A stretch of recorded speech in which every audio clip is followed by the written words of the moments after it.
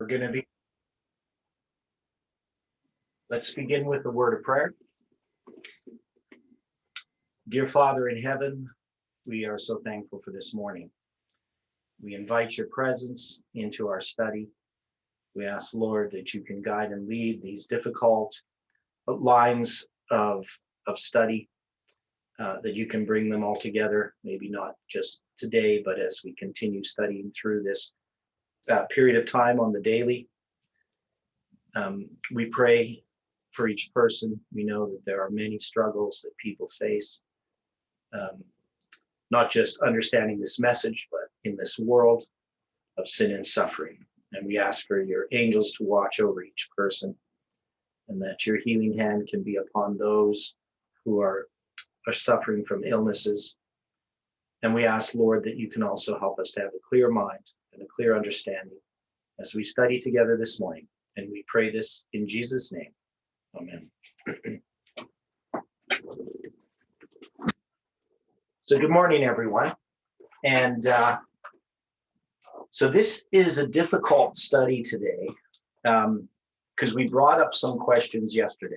Anybody remember what the issues were that have arisen the last couple of days? If somebody could kind of sum them up.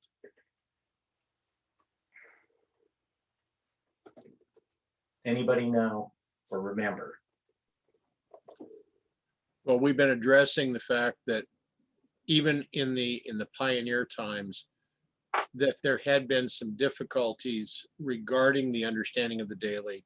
And then finally, when Mrs. White had written that prior to 1844, that many had been on the side where they were in agreement that the daily was paganism and not Christ's ministry in the most holy. Okay, so that's just a point. Yeah, so understanding of the daily, we know also that different views were coming in, and what those views were isn't something that's just clear on the surface. A little bit more digging is still required, at least from my perspective, of exactly what those views were that she's talking about. And we're going to be examining at some point the statements that are being made currently and have been made for quite a while regarding Ellen White's statements in early writings. Now, we also had another issue having to do with the dating of that document. So in the November 1st Present Truth, when it quotes this vision, it says that it was in September 23rd. But we have a very similar document that's dated October 23rd.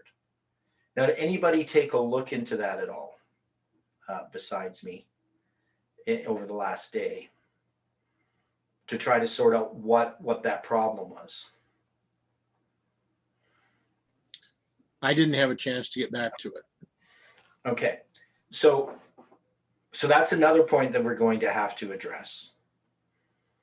And I looked into it, and I mean, I have drawn at least a temporary conclusion of what I think happened. So we're going to have to look at that. Now, going back to the other issue, we ran into a name, and that's Sister Minor, or CS Minor. Now, so I did some digging up on that topic. Now, in my book, the Three Angels Messages source book, I have an article of hers that's published in connection with one of Samuel Snow's articles after July 18th, where he's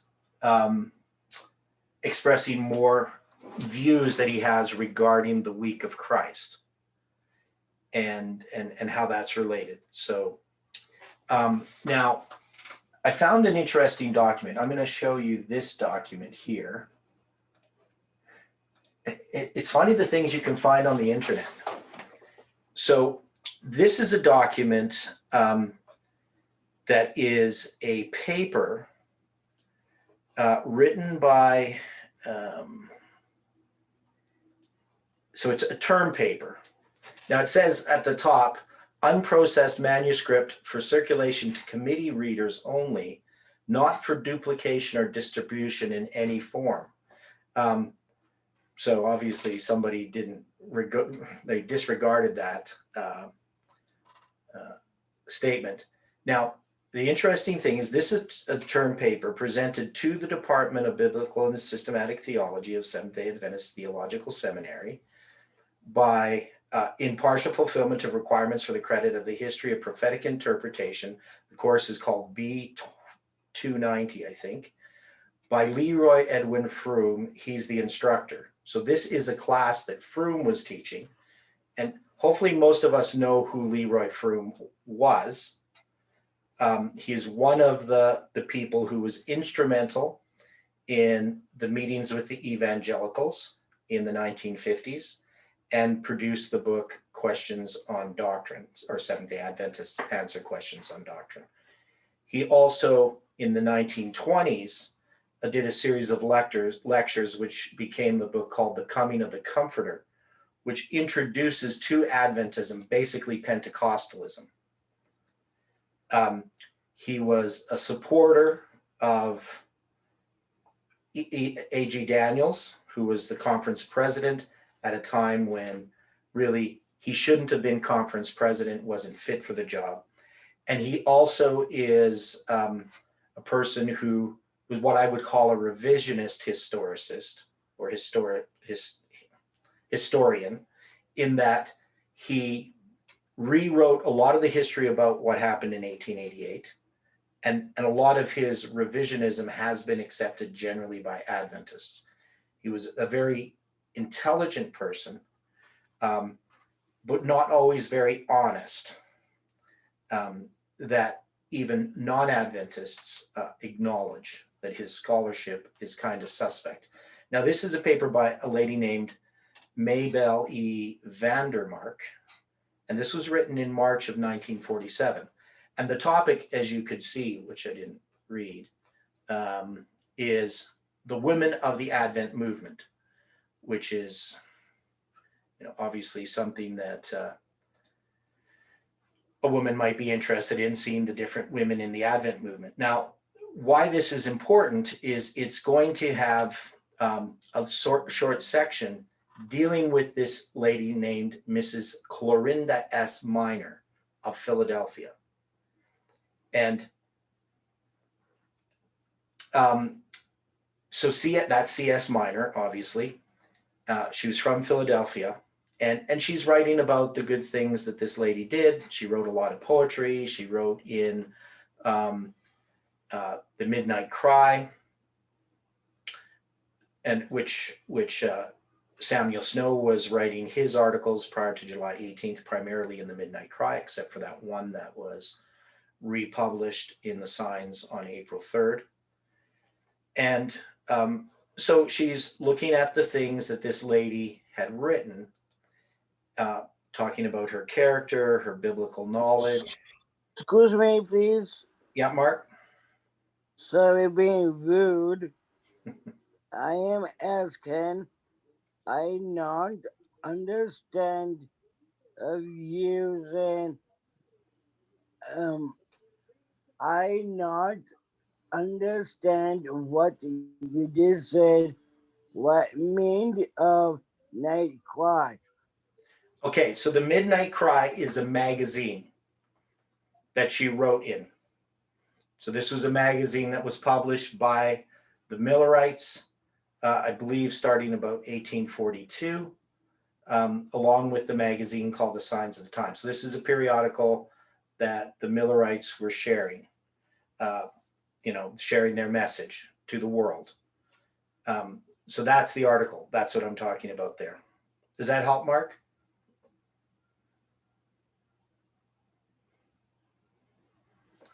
Okay. Yes. Okay, good. So says here, she says, Mrs. Minor seemed to have a fair grasp of biblical truths and keen spiritual discernment. Now, of course, we know that Ellen White says that she was involved in fanaticism, but this is going to be later. So she wrote this after the Exeter camp meeting. She wrote the following concerning the sanctuary service. In the true Holy of Holies, Christ now sitteth as mediator of the new covenant to pardon the chief of sinners until the 10th day of the 7th month, which is the 10th day from the new moon in this present month, October. From the 9th day at sunset to the 10th day at sunset was to be observed as most holy. For on that day shall the priest make an atonement for you to cleanse you, that you may be clean from all your sins before the Lord.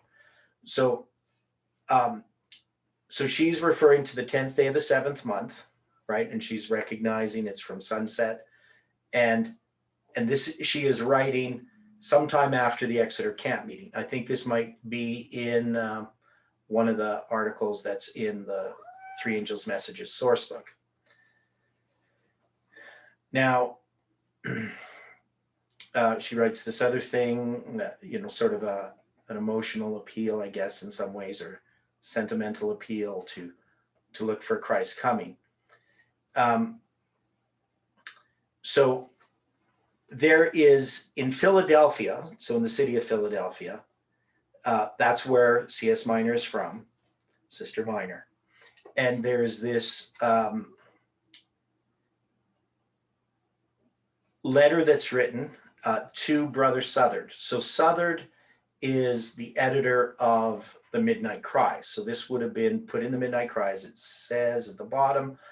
It says volume 7, number 16, page 124. They don't put the date there. But it would have been later in 1844. And you'll see why this is relevant. Okay, dear Brother Southard, the Lord is truly working wonderfully among his waiting children in this city. His spirit is poured out, and he is sitting as a refiner and purifier of silver on many hearts. There is great searching of spirit, and many are weeping and returning unto the Lord. The virgins are no longer satisfied with the form and profession of their faith, but are thirsting after and receiving its power and life. But the wicked do wickedly and will not understand, and the professing church will look on with wonder and contempt. The Lord is seeming to say, behold ye despisers, and wonder and perish, for I work a work in your days, a work which ye shall in no wise believe, though a man declare it unto you. The effect of the true midnight cry is truly a miracle in our sight. It overturns, levels, and purifies all worldly distinctions. The question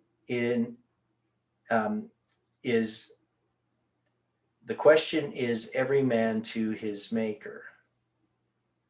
I don't know if that. They missed a word or something. Yeah. Men of business have closed their stores, mechanics their shops, and the laborer has forsaken his employ. Every believing heart is fixed on the glorious time of the coming of the Son of God. As it approaches, they are more and more weaned from earth and humbled under a sense of the coming glory. The turmoil, vanity, and pride of earth recede from their sight, and they are only careful to please God. Meetings are continued day and night, and the brethren and sisters are full of faith and the Holy Ghost, and rejoicing in the glorious anticipation of seeing the King on the 10th day of the 7th month. Even so come Lord Jesus, CSM. Now, this would have been written, and I should look this up and try to find the date.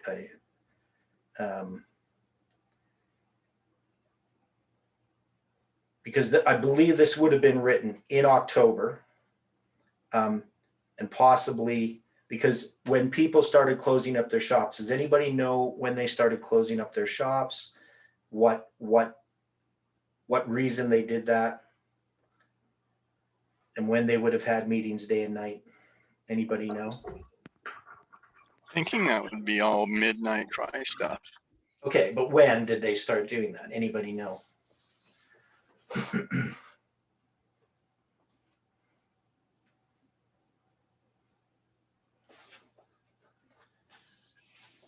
The question on this would it have been, April or May, or would this have been September or October of 1844?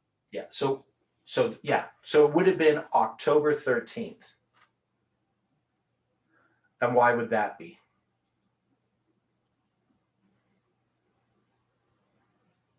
Anybody know?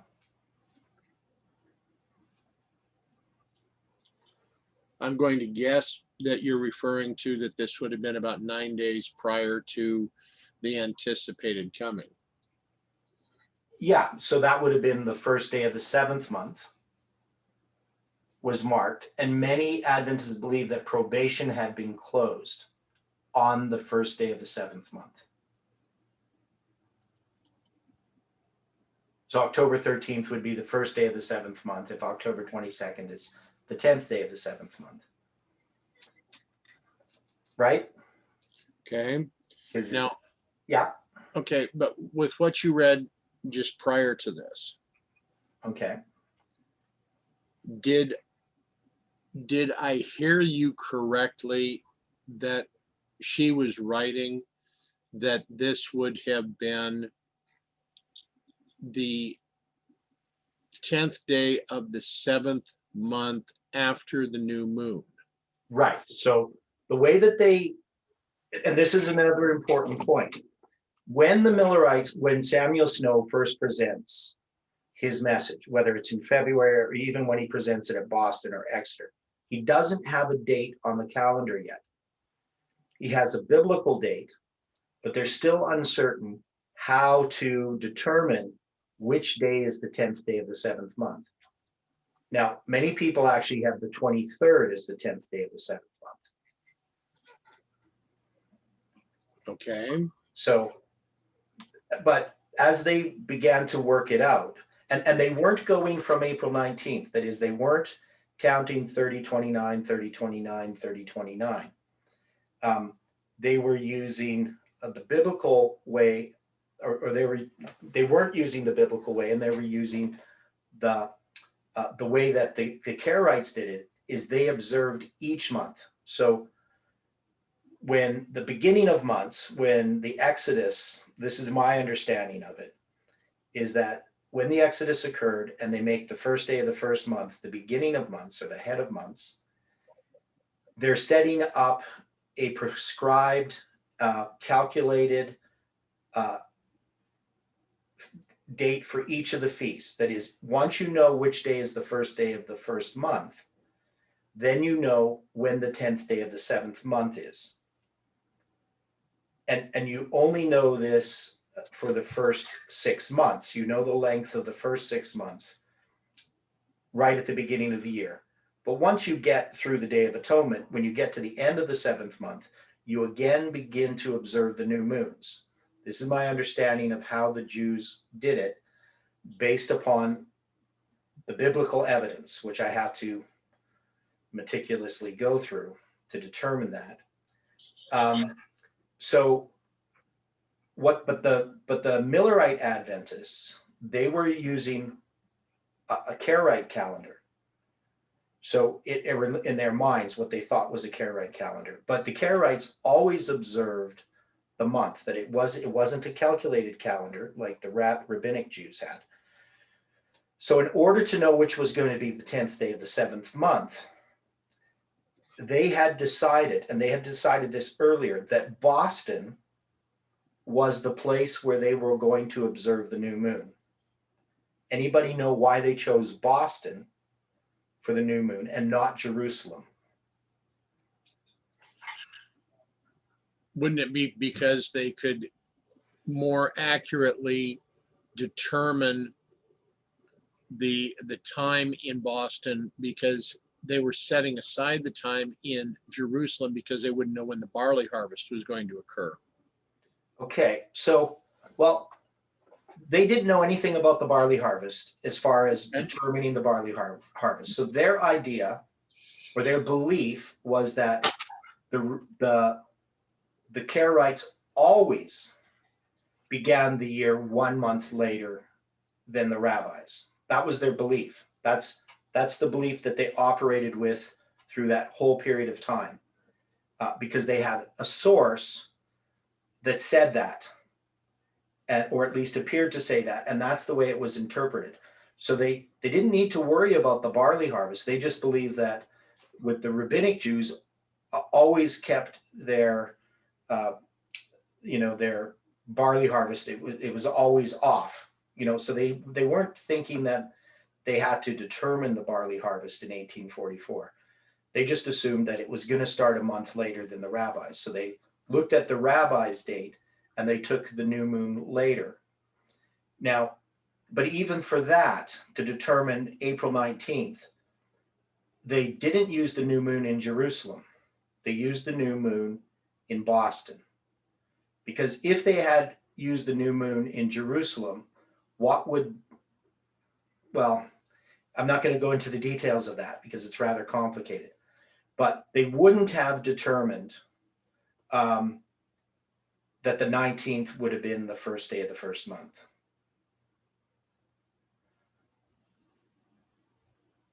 Based on how they were doing things. So it's rather complicated because they didn't quite understand how to determine the new moon. So that's another problem. So I don't want to get into that. So they were using Boston,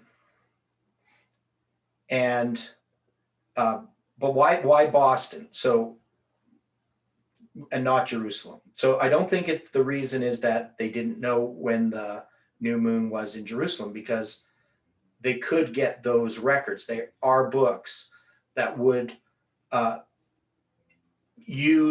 give a calendar based upon the new moons in Jerusalem. So they would have had access to that information. So why are they choosing Boston? There's a better reason. Is it because they considered America the glorious land? Yes. Okay. So, and this is an important point. So they look at the United States as the place where God's church is. So because they're in the United States, and they're going to use Boston, why not use Washington, D.C. or some other place?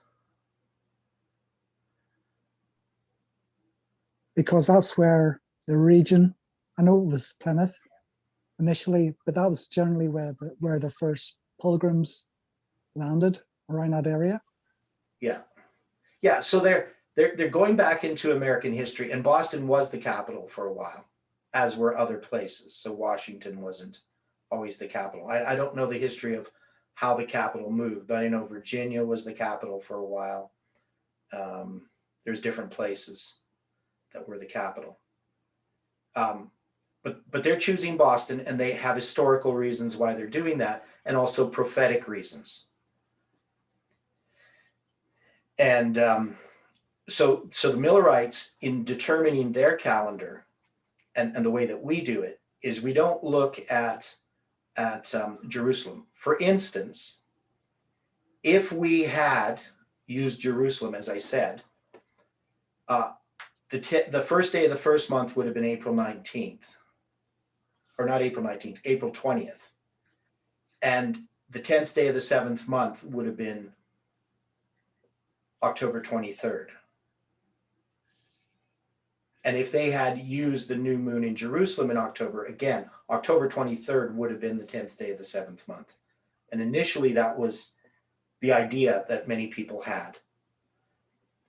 But they obviously had settled on October 22nd, because when October 22nd passed, nobody was really looking for October 23rd. So these may seem like sort of little details that don't matter, but they really do matter, and are quite important in Adventist history. Now, so anyway, the point is, by the 13th, most of the Adventists who are involved in the seventh month movement are going to believe that the door of probation has already closed, and that there's no reason to do any preaching. And now there's some fanaticism that arises in this final period of time. And particularly it arises in Philadelphia. Now, there's just another article by her, which is quite good, but though there is some seeds of this fanaticism that we're going to see.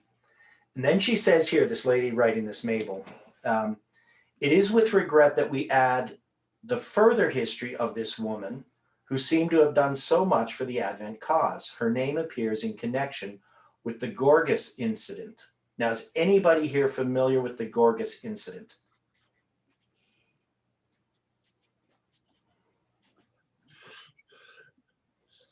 I've already said that I am not, so. Yeah, you're not. Yeah. Now, I know about this because I read F.D. Nichols' The Midnight Cry. So that's a book, not the periodical. And in there, he gives an account of this and what happened. And you can find it also in other papers. There's mention of it made in the Day Star. They mention this as well, and other periodicals shortly after this event, shortly after the first disappointment. So this was an instance of fanaticism led by Dr. C.R. Gorgas, who believed that it had been revealed to him that the Advent would take place at 3 o'clock in the morning of the 22nd of October. 100 or 200 people were influenced by this to make an encampment outside the city of Philadelphia, where they waited for the Lord to come. So does this ring a bell for anybody? This situation, or is, because you may not know the Gorgas incident, but maybe somebody remembers reading about this somewhere else. Okay, so and this was widely published in the papers as one of the demonstrations of the fanaticism of the Millerites in connection with their belief that Jesus was coming October 22nd, 1844. So Josiah Litch, writing to William Miller, October 25th, 1844, says, Dr. Gorgas, with the help of C.S. Minor, in spite of all I could do, led off about 150 to flee from the city on Monday morning.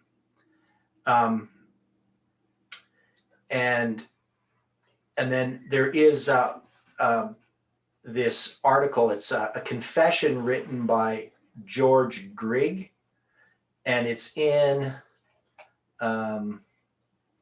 it's in the Midnight Cry, October 31st, 1844, and I've seen it published somewhere else as well. Sister Minor and myself took the lead in this matter. I should think the whole number that went out, including children, to be about 150. The next morning, Tuesday, my faith in the pretended vision of Dr. C.R. Gorgas entirely failed, and at 10 minutes after 3, I laid myself on the floor in the house and slept soundly till 5. So there is, and Joshua Himes was editor of the paper of which Mrs. Minor had contributed a great deal, wrote the following word to the Advent Brethren, April 3rd, 1845. So this is some months later. First, the movement of Dr. Gorgas, in which he pretended to be inspired to give the precise hour of the Lord's Advent, and also to direct the Advent congregations to go out of the cities at that time, or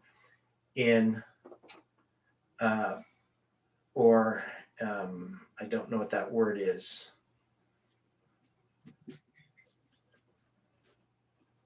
Anyway, or in something of a refusal to do so, that they would perish.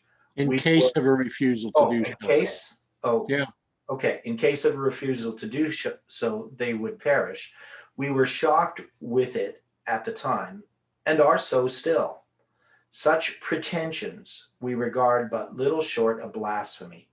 Yet in some places, many embraced his view and carried it out in all its extravagance. Among these, our respected sister C.S.M., a former writer in this paper, was one of the most active.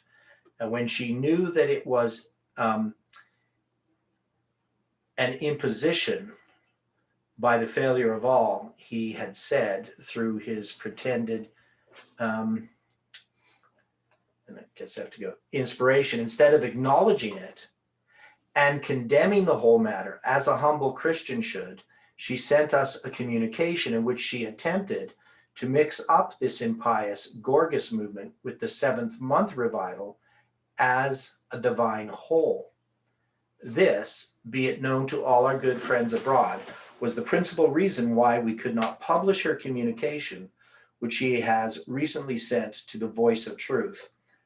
And I tried to find that. I wanted to find out what she was saying, but I couldn't find that publication and her article. And the other papers entitled The Retrospect of the Seventh Month Movement. So she wrote some papers entitled The Retrospect of the Seventh Month. Sister M owes the Advent cause, if not the church, and world, a whole confession of the sore evils of that movement, in which she took so conspicuous a part against the remonstrances of Brother Litch and others, and by which the Advent cause in Philadelphia received its heaviest blow. It gives us pain to be obliged to bring out the fact before our friends. But as this peculiar time of our trial, when prejudice is being raised to its height against the watch, Sister Minor has taken occasion to do her part of the work by representing that we had shout out her article on the seventh month as though our opposition to that movement was the cause of its rejection. But the fact was otherwise. It was in consequence of the Gorgas movement, which we considered a deception. He was either deceived himself or he meant to deceive others, and we would hope the former was the case. It was, however, no part of the Advent doctrine. Now, there's some more to this in digging this up, and I'm not going to look at all the documents, but I did want to point out some things that arise from this. So one is we see that we have this Advent movement, and we have, after the disappointment, we start to see it fractured. And you do see some fanaticism arising. Now, one of the things that this does for the truth is Ellen White is a prophet and she's having visions. So in that 1850 vision that she has, she talks about the visions of Sister Minor, correct?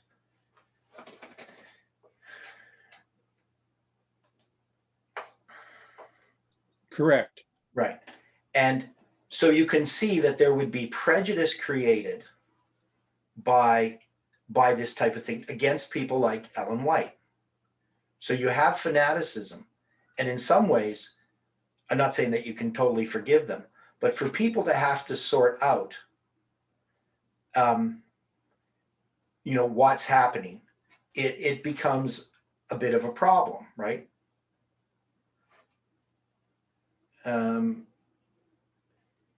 So Captain Kayla says, if you want to find that article, contact the LDS, the AKA, or Mormons. So I don't think Latter-day Saints would be the Mormons. But anyway, yeah, some of these articles are still hard to find, even though I've looked in these different sources. It's hard to find. One is Sister Minor's hard to find searching because it'll sometimes be CSM and sometimes just be Sister Minor. And the word minor, unfortunately, is a really common word. If she had some really strange last name, it might be easier to find. So some of these things are hard to search out. They take a lot of time. But what I did find in looking through this is that the view that Sister Minor had, or that Gorgas had, and so Sister Minor would have had it, and also George Storr was caught up in this, was that the millennium, yeah, I did give it a shot already and I will again, that the millennium was going to begin. So what would that mean? And that the millennium would be on earth. So what would this teaching be in relationship to the Millerite movement? What were the Millerites teaching about the millennium?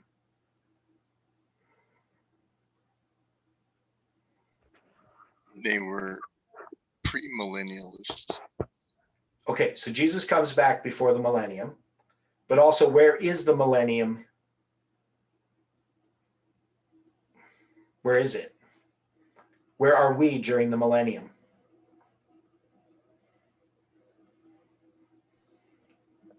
were thinking of an earthly millennium.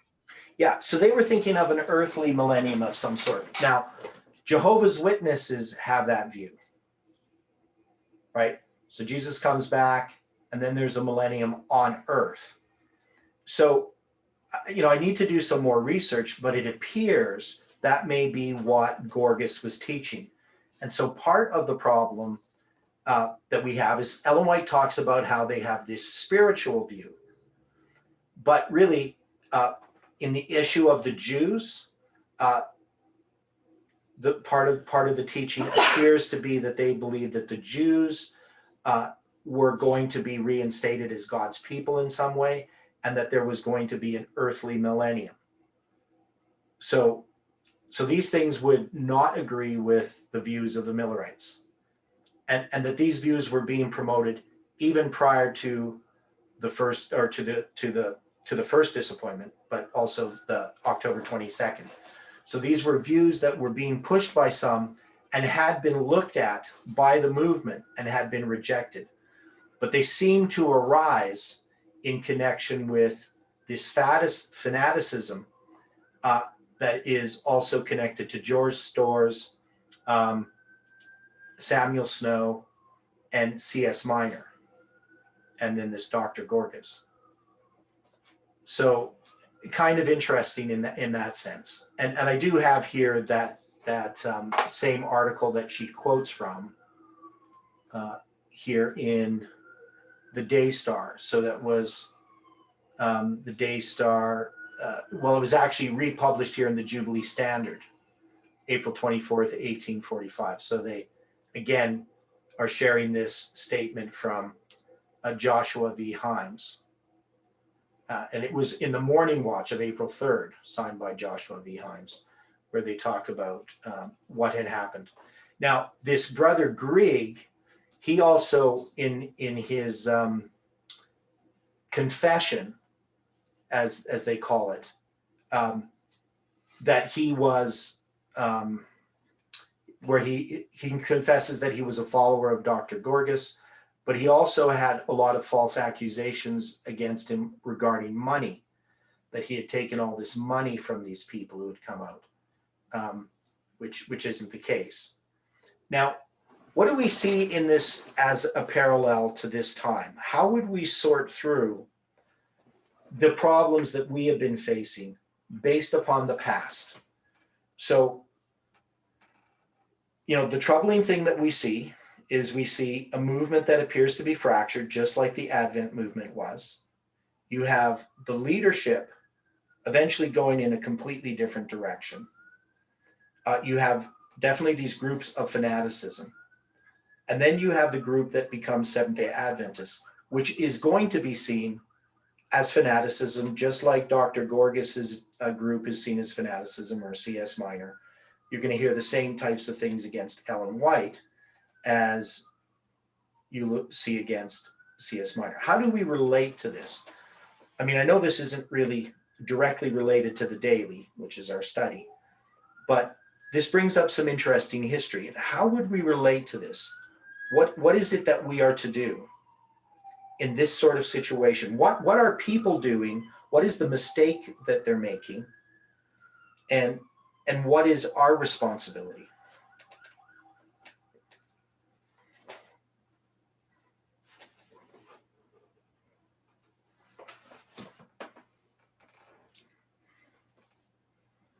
So this is true in the past, and it's true in the present. What is the mistake that people make in a situation like this?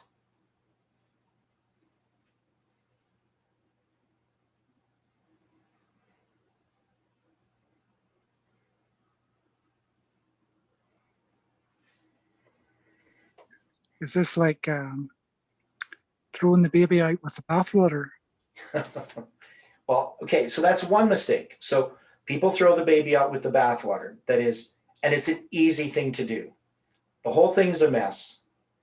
You don't want to have to sort through it. You don't know what's true and what's not true. And some people will just give up on everything, right? Some people will just say, well, there's this fanaticism, We're going to stick with the organization. There's also all these rumors and gossip that are spreading around. And those are very difficult things to sort through, unless you know people personally and know the actual facts. It's kind of a difficulty to know what actually happens and what people actually say. Even in things that we're actually involved with directly, sometimes those things aren't very clear.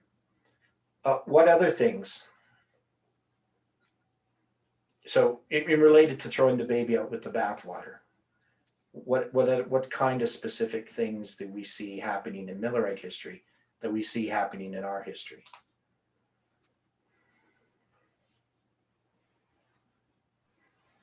Well, people start to blame everybody.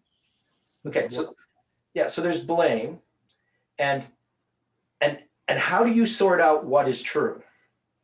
Yeah, what are people doing to try to sort out what is true? Because one of the things about the Advent movement is it's a very reasonable movement. It's not a fanatical movement, but you do see fanaticism connected with it, and yet the Advent movement is always ready to condemn fanaticism. And yet they're also open to allow people to speak at times, right? They're not just shutting everybody down. But what's the danger that arose then after the disappointment?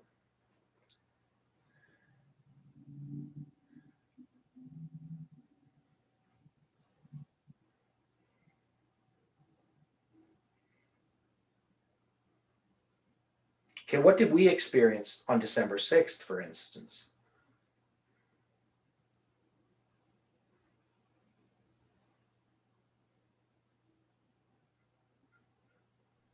Some people disavowed the whole movement. Okay. Everything connected with the date. Okay. Now, yeah, they did, but they did it in a way that, what was their reasoning? What was the argument? Nothing had happened, so it had to be all wrong, the whole thing. Okay, well, that's maybe an oversimplification of it. I mean, because they didn't really go out and say nothing happened, so it must be all wrong, though that's what they're implying. But what is it that they're concerned about?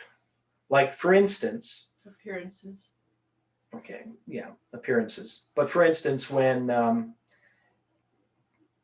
Daniel presents his on the 5th, December 5th, Daniel Vanderhorst, he presents a date that's in the future, and they shut down his testimony. He's giving his personal testimony. What's their reason that they give for doing such a thing? Scared we were time setting. Okay, the scared we're time setting. What's that? What are they doing? Well, how are they justifying it?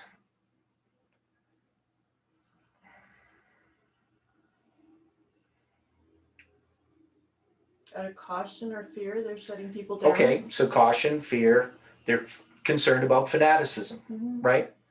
And so it's always appears to be good. Same thing that we experienced with the 2520. What was the church concerned about? They'd say, well, weaker church members, new church members, they're going to listen to you, and then you're going to cause division and so forth. So the danger, so we have a danger, and I don't necessarily say that the leadership of the Advent movement did the right thing. In a sense, we'd have to say they didn't, because they eventually shut down James and Ellen White as well, right? They would label them as fanatics and misrepresent their position at the same time. So what is our responsibility? What did the Millerites who became Adventists do? And what is our responsibility?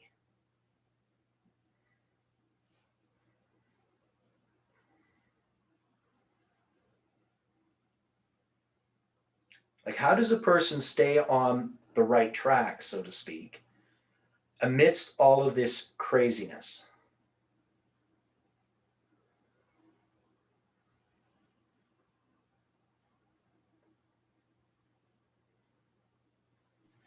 You have to go back and establish the tracks. Okay. Yeah, so you have to go back and look at how God has led. Now, we can see similar with the Adventist movement, they came to the conclusion that they were wrong about the seventh month movement, and that had been fanaticism. And they have some good reasons in their mind, because they see fanaticism coming out of it. So they had this very reasoned movement. But as they approached October 22nd, 1844, you had these fanatical groups, this Philadelphia group being one of them, that bring disrepute to the Adventist cause. And so they can start to class all other people who have similar ideas in their minds, are similar, that they're just going to count them as fanatics. And they're going to do that with the group that became Seventh-day Adventists. They're not going to see any difference between what happened with the Philadelphia group and what happens with the Seventh-day Adventists. They're going to see constantly, they got a woman who's a prophet, right? She has visions. They got these new doctrines, the Sabbath, the state of the dead, even though many Adventists were already accepting that prior to October 22nd, but not all. And then, of course, Christ coming in a spiritual way. That's often how they grouped the Adventists, as the spiritualizers, because Christ now began his work in the most holy place of the heavenly sanctuary, and that would be a type of spiritualizing. Now, of course, that word spiritualizing is kind of thrown around. It doesn't have a really definite meaning, because it's used for lots of different things. And Ellen White herself uses it in regard to C.S. Minor about going back to Old Jerusalem. But also they're believing that the millennium is going to be on earth. That's my understanding. I still have to look a little bit more into that detail, because part of the problem is when you're hearing what other people are writing about what somebody else is teaching, it's not always correct. So that's why it'd be nice to get some of C.S. Minor's articles. But anyway, this is going to help us a little bit in understanding Ellen White's statement in Excuse me, please. yeah, Mark. I am sorry being rude. Okay.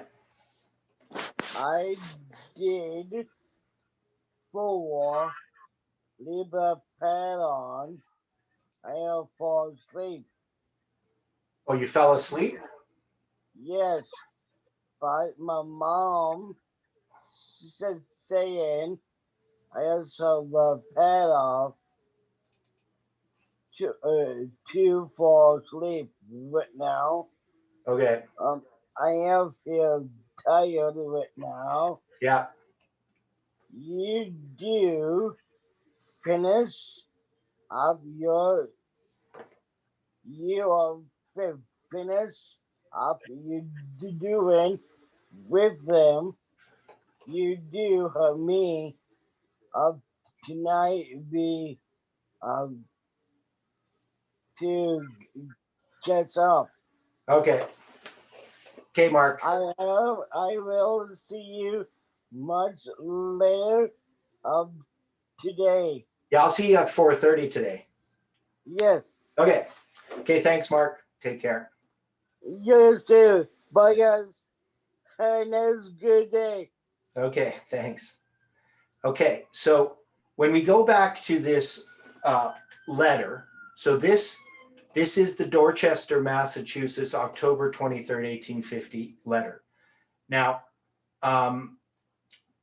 this one is dated October 23rd, but we can see this has very similar a description of a vision that Ellen White has attributed in November 1st, 1850 present truth as being September 23rd. So just to go back here, this is where we're going to have this comment about Sister Minor, and we're going to deal with this date here in a moment as well. So I'm going to go back and read the paragraph before. It says, "Then I saw the daily, that the Lord had given the correct view of it to those who gave the first angel's message. When union existed before 1844, nearly all were united on the correct view of the daily.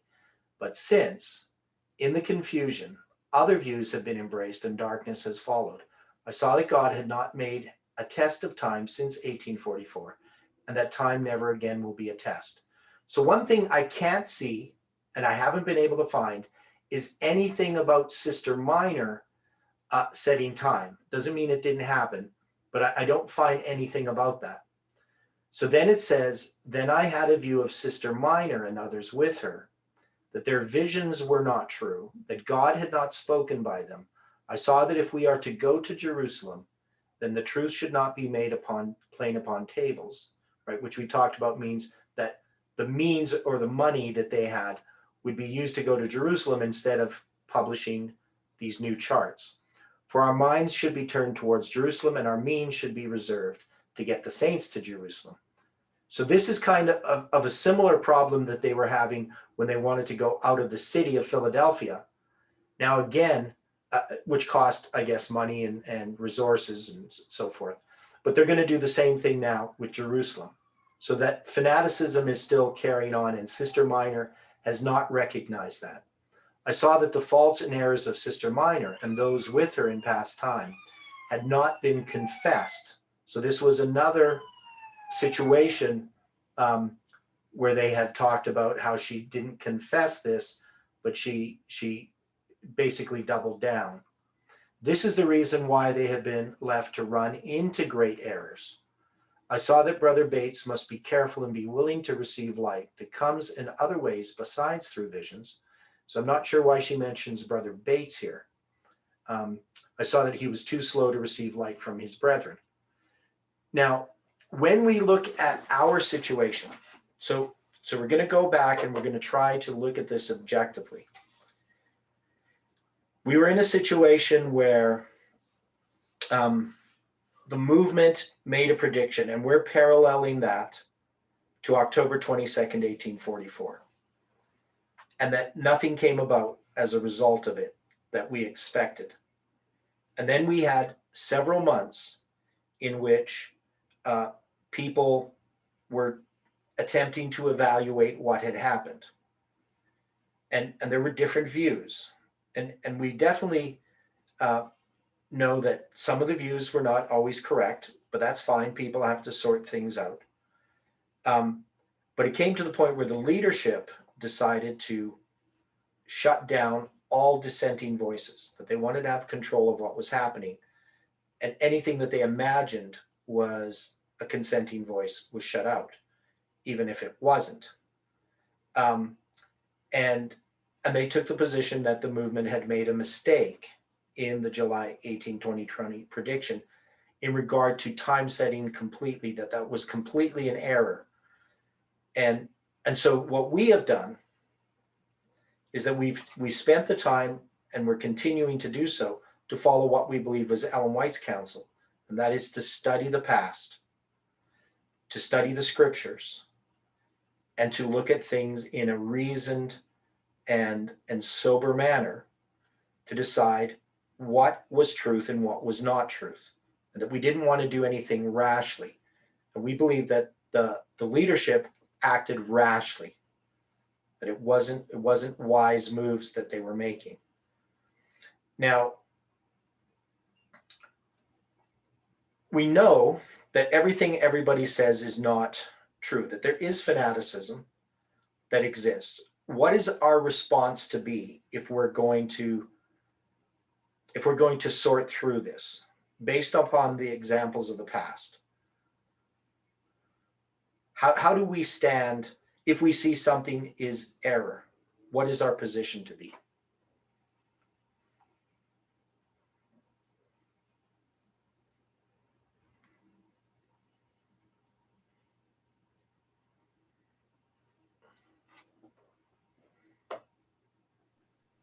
Study it out. Okay, so we study it out.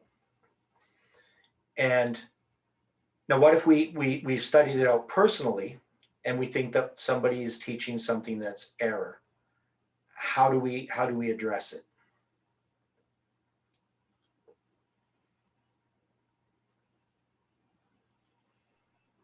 Dialogue with them. Okay, so you create a dialogue. If somebody's teaching error, the thing that you don't do is tell everybody that this person is teaching error. Right? And why not? Why wouldn't we start warning everybody? As soon as we think we know somebody's teaching error, why wouldn't we just start warning people, right? You know, articles against the person and say that they're teaching error and so forth.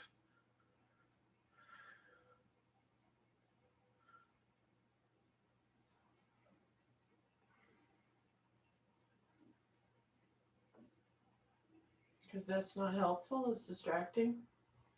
Okay.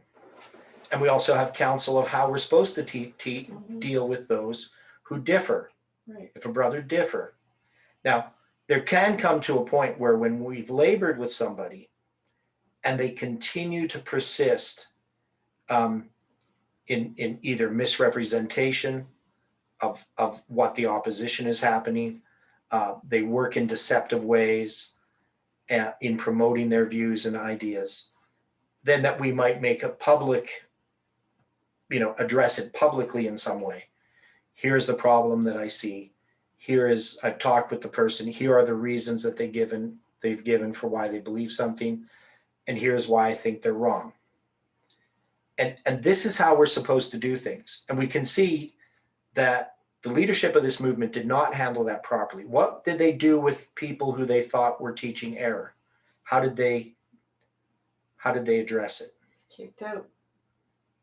Okay. Would they enter into conversation with people that they thought were teaching error? Nope. Nope, they were shoot first and ask questions later. Right.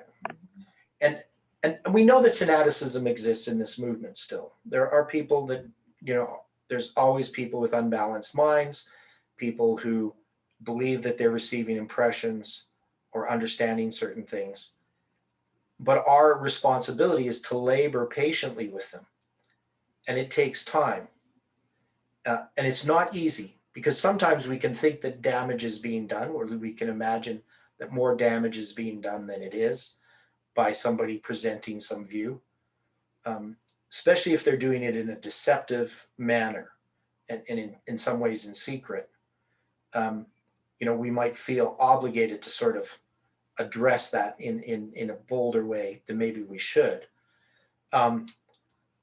But I think there's lots of counsel that we can learn here in studying this. Now, I want to address, and there's probably more that we could look at with this, because we're going to come back, of course, to the whole view of what the correct view of the daily is and what this confusion was, which I think that at least in part, we know it has something to do with the literal Jews, something to do with going to Old Jerusalem, that it's going to be built up again, something to do with a temporal millennium,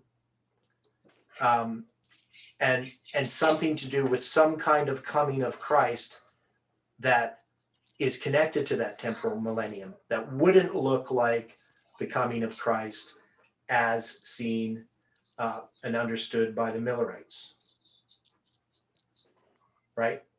So those are the problems that we have to address in that sense. Any other thoughts on this before I go to the date? I want to deal with this date of this letter.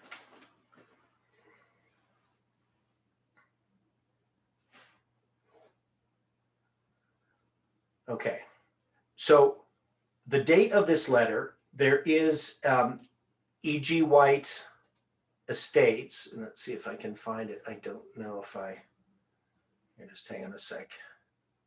It's in my history somewhere. So I'm gonna have to address it. October.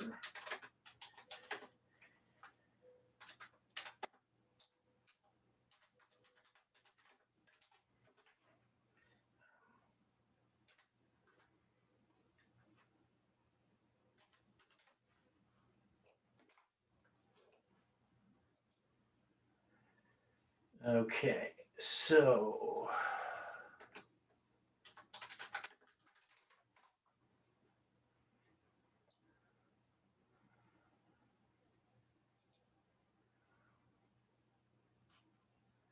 Okay, so let's go. I have to change the screens here.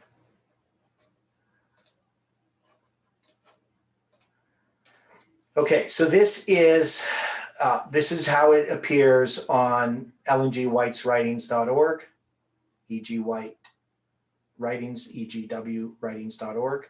This is the Adventist website for Ellen G. White's writings. And now it says compare Present Truth, November 1850. So in Present Truth, November 1850, we're going to have this this article that Dwight had referred us to as well. Now this is going to be where you have this September 3rd date. Now maybe I'll make this a little bit bigger so people can see this. So it says September 23rd with a D after it. The Lord showed me that he had stretched out his hand the second time to recover the remnant of his people, and the efforts must be redoubled in this gathering time, right? So we can see that this is very similar what we see to the October 23rd. Also, then I saw in relation to the daily that the word sacrifice was supplied by man's wisdom and does not belong in the text. Now, what are the options we have to address this apparent discrepancy, this October 23rd vision and the September 23rd vision? What are the options that we have?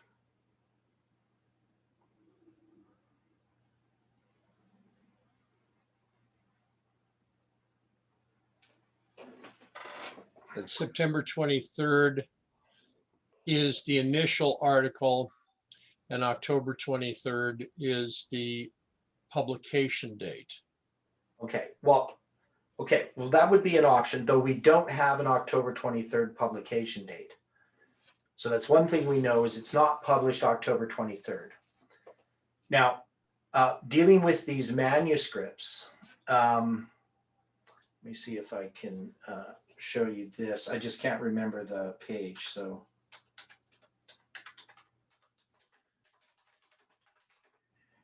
So you got manuscript 5, manuscript 15, Present Truth, and let's see if I can find this, and visions.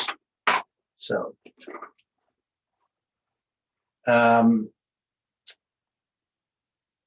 wish I could find the page that I had before. I should not have closed it.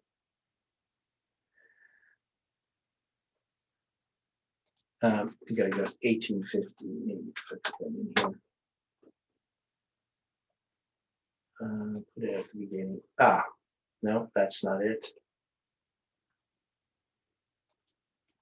This is, I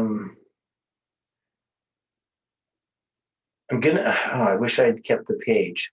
Okay, I'm just gonna have to tell you what I found. So first off, Ellen White, they have a record of her itinerary, that is where she was at different times. She was in Dorchester, Massachusetts. I believe it was from October 20th to 26th, something like that. She would not have been in Dorchester in September 23rd. So if she wrote a manuscript from Dorchester at Brothers Nichols' house, it couldn't have been written in September 23rd. So one of the options we have is that the September 23rd date is wrong in early writings. Any thoughts on that? I have a blank screen. It's a blank screen on. Okay, for some reason. Okay, that's interesting. Okay, so I'm gonna have to go back here. I see what I did. Never mind. It's my fault. Okay. So we have this October 23rd, 1850 manuscript. This manuscript purports to be at Brother Nichols' house in Dorchester. And Ellen White was in Dorchester, Massachusetts on October 23rd. She wasn't there on September 23rd.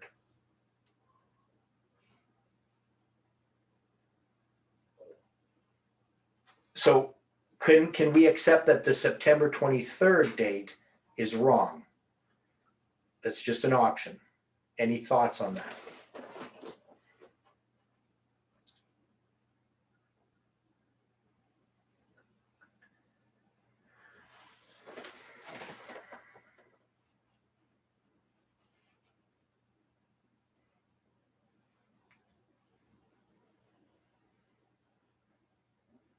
Nobody with any thoughts on that? Nobody wants to say anything about it?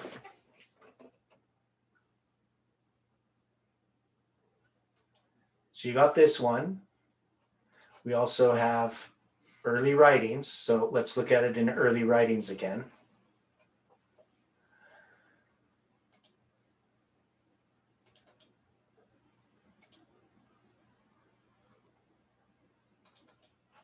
Right. So this one says September 23, the Lord showed me that he had stretched out his hand the second time to recover the remnant of his people. We know that this is also in the present truth in November 1st, 1850. Now, this appears to almost be identical to the October 23rd dated vision. So can we take the position that there's a typo in early writings regarding when that vision was?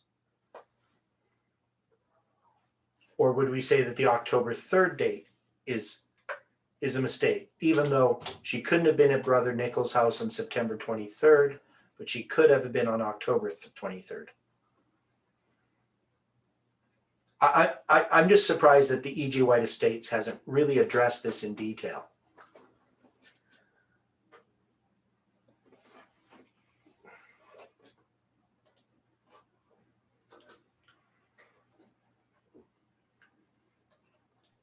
Any Question, thoughts? question, does this early writing article, have that she was at Brother Nichols' place or not?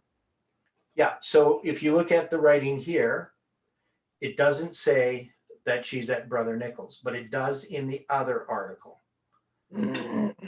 So this one just says, she's September 23rd, the Lord showed me that he had stretched out his hand the second time to recover the remnant of his people. So the other document that says October 23rd basically is giving us the same information, though with more information than is in the September 23rd dated vision. But they appear to be the same vision. They're showing the same things, but they have a month date apart. Could it be two visions, basically a doubling of the idea? And so that's another option, right? So I'm just trying to look at all the options. I'm not trying to say that one is right or the other one's wrong. So that is, she could have had a repeat of that vision. So that's possible. Okay. So if this is a typo, then if we were able to find an early copy of early writings, or the books that composed early writings, then that typo would not exist there. Would that be a fair statement? Well, the typo would have existed in the present truth article from which early writings was then compiled. That would mean that James White would have made the initial typo. That is, he would have, for some reason, thought that this was September 23rd that the vision had occurred. He put it in the present truth, and early writings is just taken from the present truth.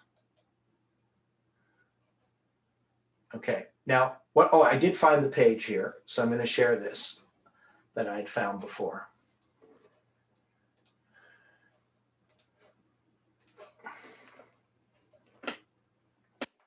So this is Ellen G. White's letter as manuscripts volume 1. So I actually have the book, but it's going to go through here the list of these early letters, 1845, 1846, 1847, etc.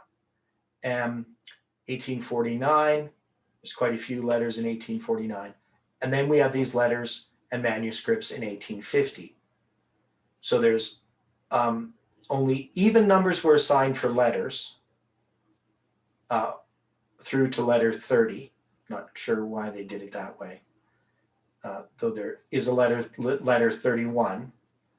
And then you have the manuscripts. And the manuscripts are manuscript 1, 2, 3, 4, 5, 6, 5A. So there's a 5 and a 5A. And then manuscript 6, which is a dream, manuscript 7. And then you have further manuscripts all the way up to manuscript 15. Now, manuscript 14 is dated in September. So if you look at manuscript 14, this is, and this is why we can tell where she is, because she would write letters from where she was, and these letters would be dated, or she would be in different places. So this is a vision the Lord gave me at Sutton, Vermont. So she's in Vermont here at this time in September.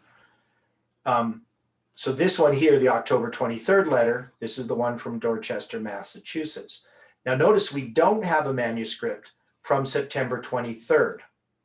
So that is the only preservation of what she supposedly said on September 23rd in a vision is in the Present Truth periodical. We don't have a manuscript dated September 23rd that gives that information.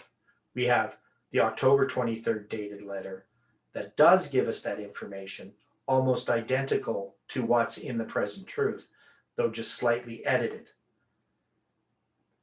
So that's part of the problem.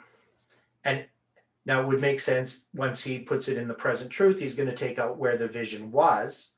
He's not going to say that it was at Brothers Nichols' house. He just takes that out. And so you could see that what's in the Present Truth that ends up in early writings isn't coming directly from manuscript 15 in early writings. It's going through the Present Truth. So that's the position I think is the most reasonable. Though what would that say that James White made a mistake when he writes the Present Truth article and that mistake ends up in early writings? What would that mean to you, to any one of you? Would you accept that, or would you reject that? And if you accept it on what grounds, or reject it on what grounds?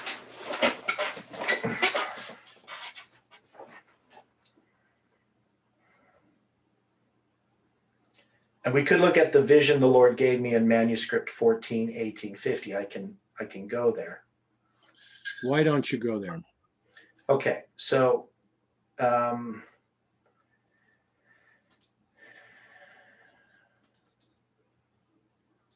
so it just takes me a second here. So this is the one from Sutton, Vermont, and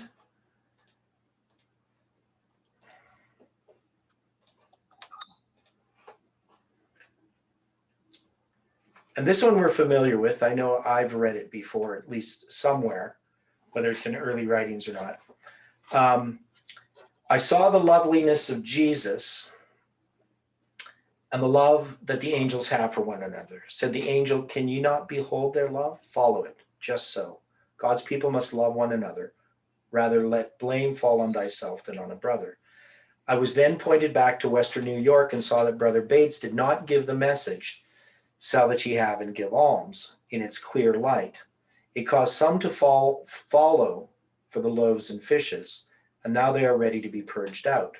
Falsehoods have been put in their mouths.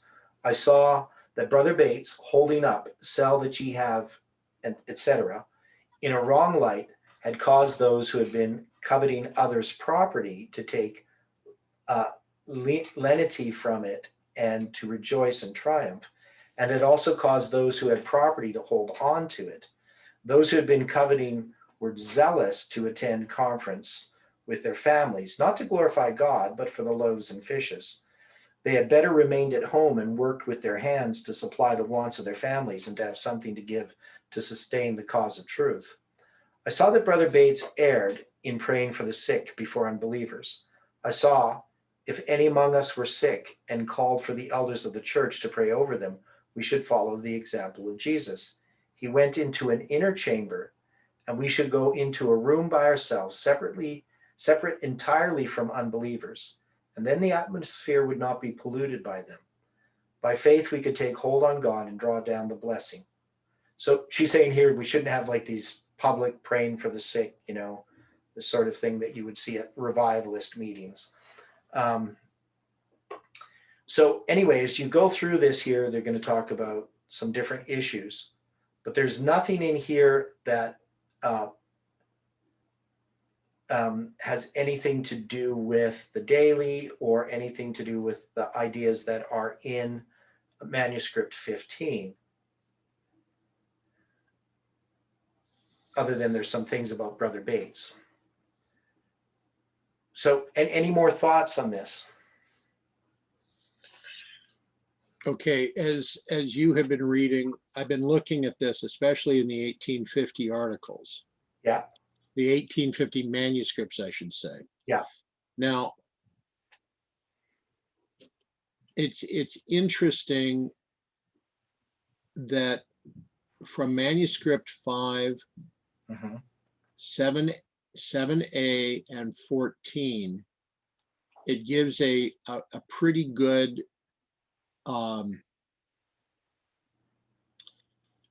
date stamp for where they were at those times. Right. So for instance, she was in Sutton, Vermont from September 26th to 29th. Well, okay, she was in Oswego, New York, July Which one are 20th. you looking at? First manuscript. I'm looking at manuscript 5. Okay. So according to this, she was in Oswego, New York, July 29th, 1850. Yeah. Manuscript 7 and 7A look to be identical in some respects because they're at the house of Brother Harris. Yeah. Then 14, they're in Sutton, Vermont. Yeah. And then 15,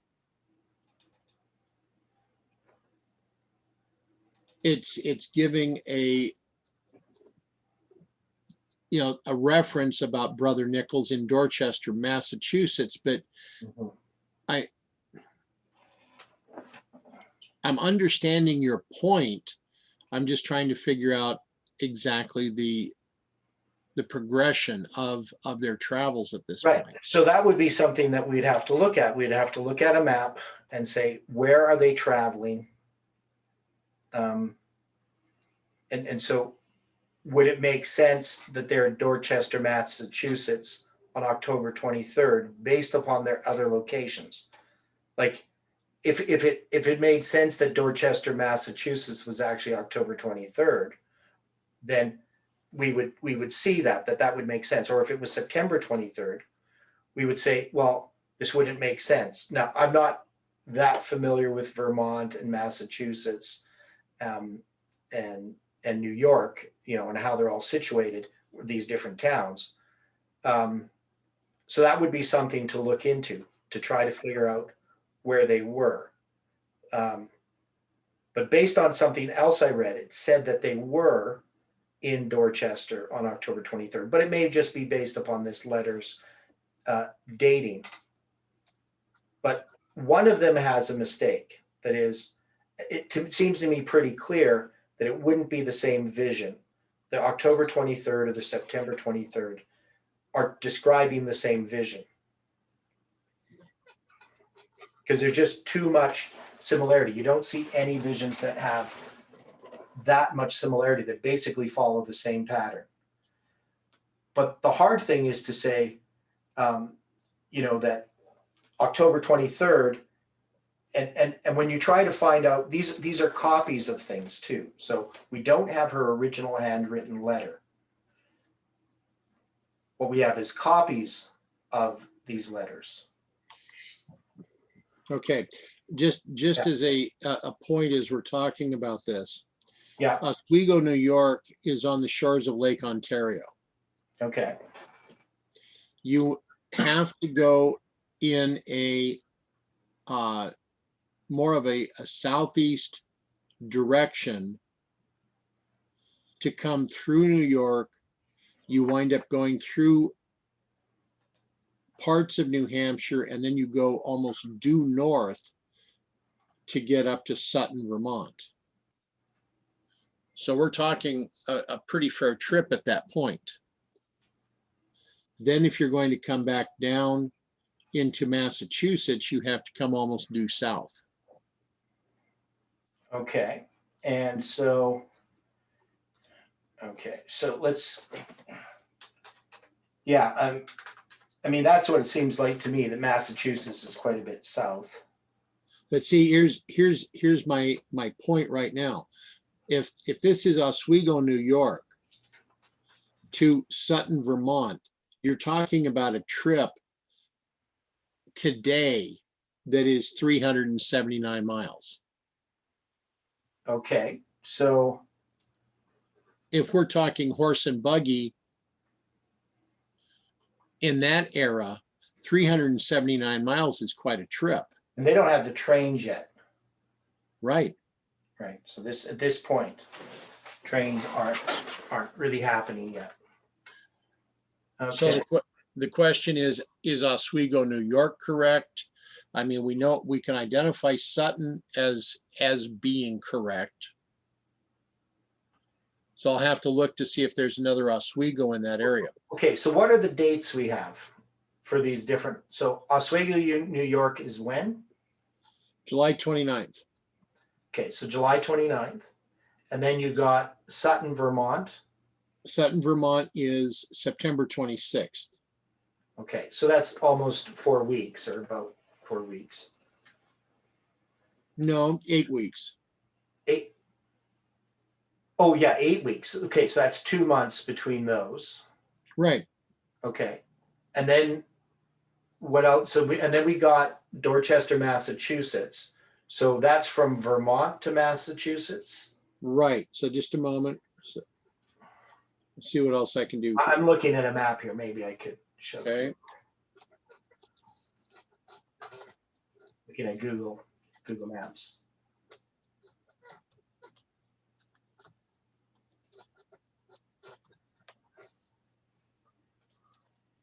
So Sutton, Vermont. Yeah, that's almost a due south, and that's 195 miles.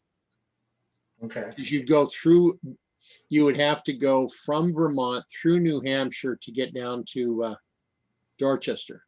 Okay. So they're in Sutton from September. What was the date that they were in Sutton, Vermont? September 20.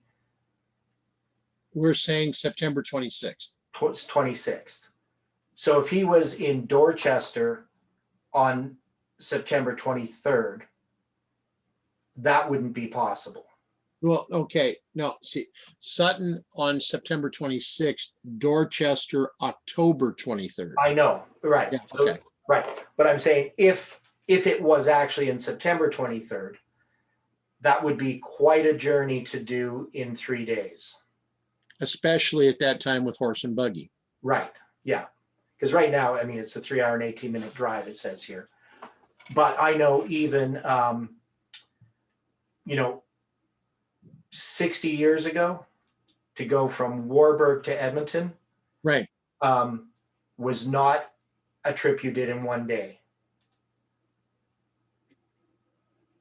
Right. And that's just, slightly before I was born, just because of the road conditions.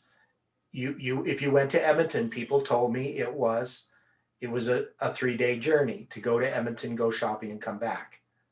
Okay. Now you can do it in an hour to get to Edmonton tops. And so even then people took their time. One is they had old vehicles, they were really bad roads, they weren't paved.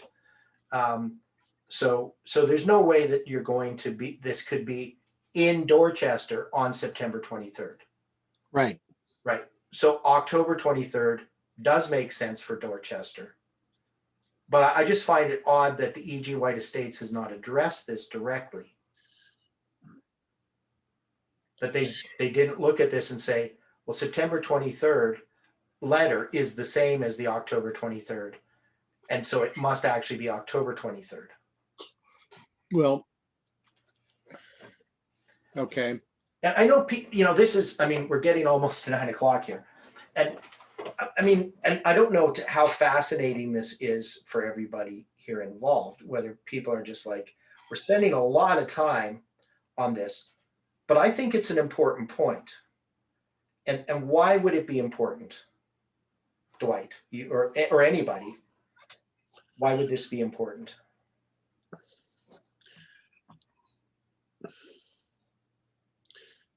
Well, I'm always looking at the timing of things. So that's what's intriguing me. And then looking at the distances involved in some of the cities in which they're having to visit people. Because they're going to be visiting people along these trips too. Right.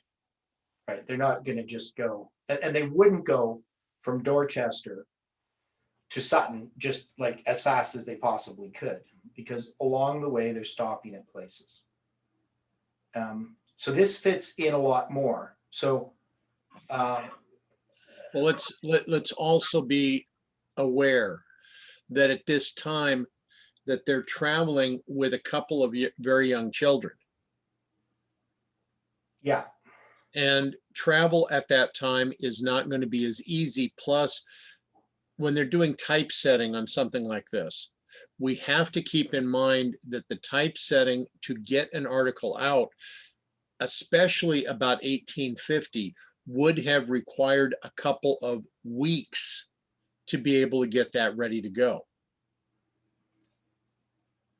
Yeah, to get the whole paper together.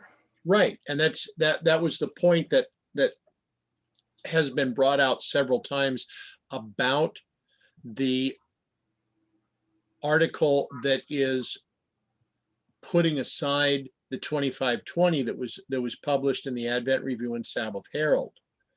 Well, one is we know that James White was not at the review office. Exactly. That's point A. He was traveling with Sister White. Right. And now it's true, he could have possibly written an article, mailed it to Uriah Smith and had Uriah Smith publish it. But the mail at that time took a long time as well. Yeah, the mail took time. Yeah, because it's faster mostly than people would travel, but still it would have taken time. And then you would have had to set the type. And now you could get an article in at the last minute. So the way that they would set this up to print it, my understanding is they would print a page and then to reset type and print another page and reset type and print another page. I know that I'm not sure that that's how they did it, but I know it was done that way in other places. So you'd reset type, print a page, and they did books that way. So, and then they started doing plates. So plates is they'd create these plates and then they would print from plates. That's later. So I think at this time they would have reset the type every time they printed a page. And so you could get some article.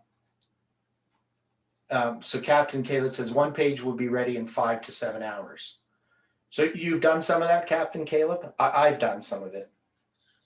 I've done typesetting, manual typesetting, but not for like a whole page of a newspaper, just for little books. And I used to do lithography too, so I know a little bit about creating plates.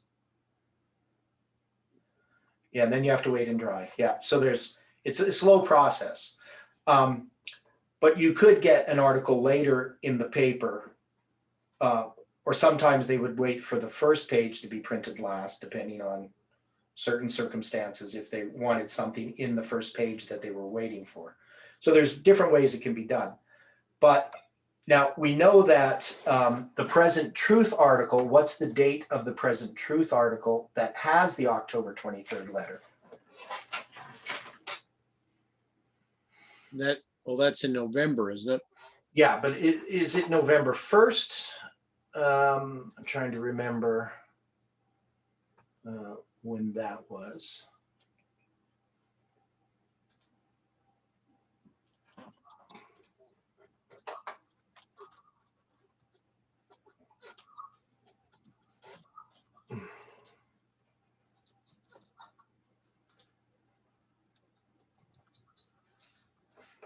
Okay, so.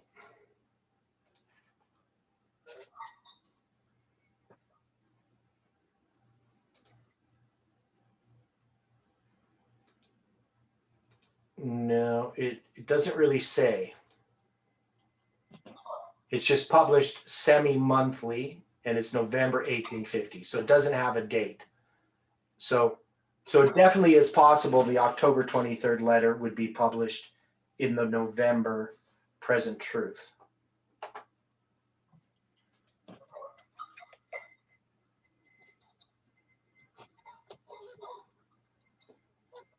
So our time is kind of up. Any other thoughts on this? I mean, this is kind of bizarre in a way that we end up with this little point that we notice that doesn't seem to be addressed directly by anybody. I'm not sure what that means.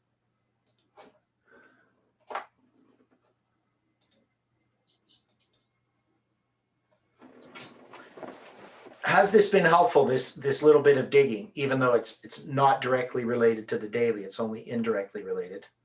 But it gives some good points. It gives some good items for consideration. Yeah, I mean, one is it shows, I think, that there hasn't been a thoroughness.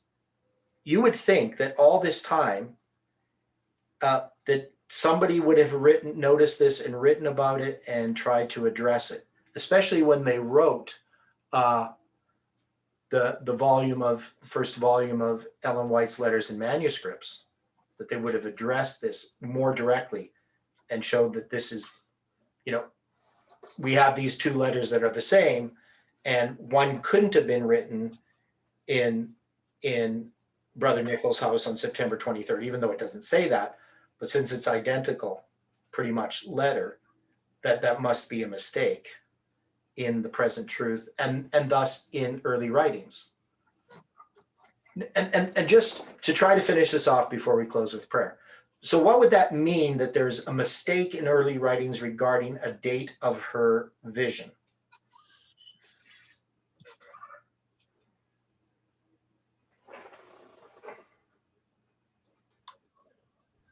That the editors were not being careful. Okay, any other thoughts?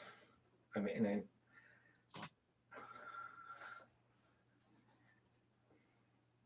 does this disturb anyone? I'm still trying to wrap my head around this whole thing, Theodore. Yeah. Yeah.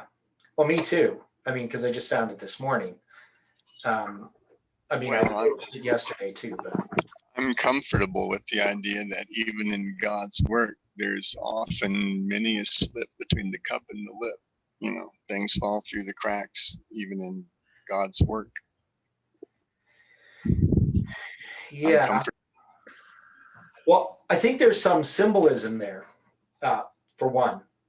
Now, not everybody understands this point about September 23rd, but I'd always noted the September 23rd date that she had this vision as important.